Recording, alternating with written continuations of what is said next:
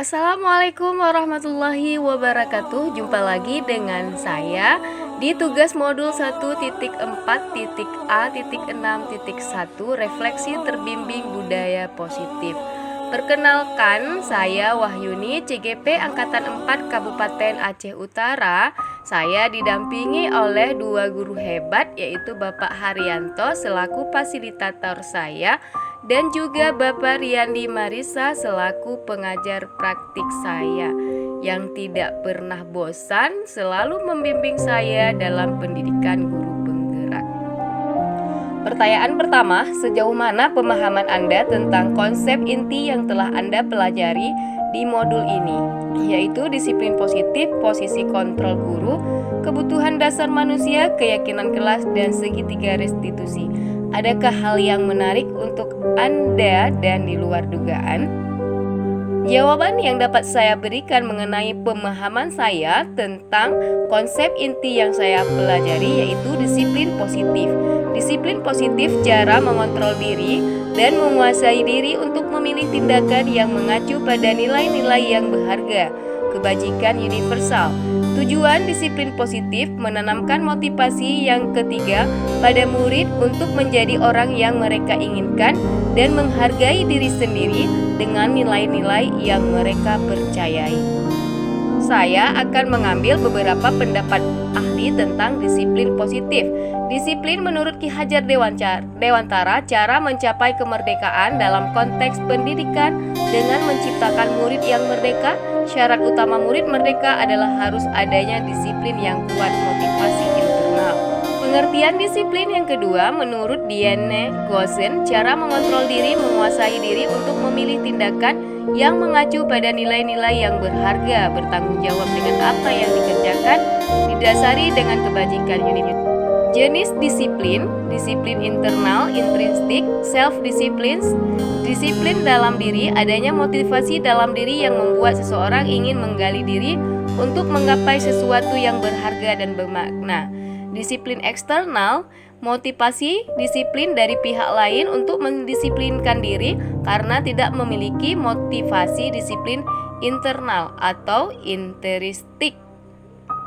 Adapun pemahaman selanjutnya yaitu jenis motivasi perilaku manusia, menghindari ketidaknyamanan atau hukuman yang jika melakukan kesalahan maka akan berakibat pada psikologis fisik atau tidak terpenuhi kebutuhan.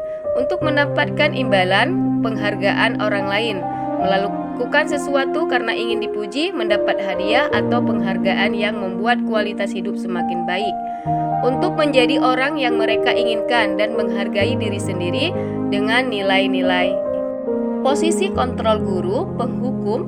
Seorang penghukum bisa menggunakan hukuman fisik maupun verbal, membuat orang merasa bersalah, menegur dengan lembut, dan mampu membuat orang lain bersalah dan tidak nyaman dan rendah diri. Teman, tidak menyakiti namun akan tetap berupaya mengontrol melalui persuasi. Monitor, bertanggung jawab atas perilaku orang yang diawasi berdasarkan konsekuensi dan peraturan. Manajer, posisi mentor yang mempersilahkan orang berbuat salah bertanggung jawab dan menemukan solusi yang sendiri.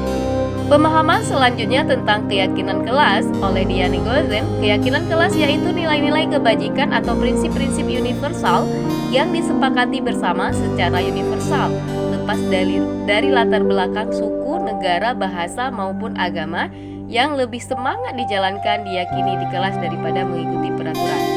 Selanjutnya saya memahami tentang segitiga, ciri-ciri restitusi, dan juga langkah-langkah yang digunakan dalam restitusi.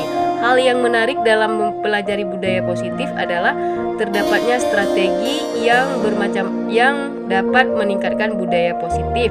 Pengalaman menggunakan konsep inti tentang Marda yang suka tidur di kelas dikarenakan Marda suka bermain hingga larut malam.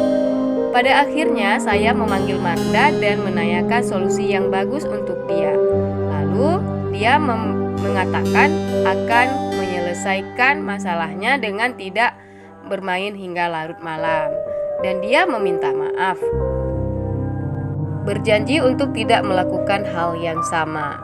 Kemudian pengalaman restitusi dari kasus Marda setelah melakukan diskusi bersama dengan Marda dan juga orang tua Marda, saya memberikan restitusi menguatkan kepada Marda. Ia tidak boleh melakukan hal yang sama keesokan harinya. Posisi kontrol yang saya pilih yaitu manajer, dan kebutuhan Marda pada saat itu yaitu kasih sayang dari orang tua agar mau mengontrol Marda. Adapun perubahan menciptakan budaya positif. Dengan adanya budaya positif, suasana kelas akan lebih aman. Guru bisa mengajar dengan baik, materi yang disampaikan akan diterima dengan baik oleh murid. Terciptanya hubungan yang harmonis antara guru dan murid sesama murid. Adanya budaya positif akan membuat murid mampu mengembangkan diri dan intelektual yang tinggi. Pentingnya topik budaya positif bagi saya sebagai pemimpin pembelajaran supaya saya bisa menerapkan dan memotivasi siswa saya untuk memiliki motivasi intrinsik dalam diri mereka sehingga akan berkekalan sampai dalam jangka waktu yang panjang. Selanjutnya, dampak perbedaan setelah belajar budaya positif membuat keyakinan kelas yang sebelum peraturan kelas, memotivasi murid yang belum memiliki disiplin positif dalam menyelesaikan permasalahan siswa, selalu melihat kebutuhan murid. Selanjutnya, mengontrol tingkah laku murid dengan posisi kontrol manajer, memberikan restitusi terhadap murid yang melakukan kesalahan secara kolaborasi selama ini berubah langsung tanpa memberikan solusi. Pada tahapan akhir, hal-hal yang perlu dipelajari dan langkah-langkah yang harus dijalankan untuk membangun budaya positif di sekolah.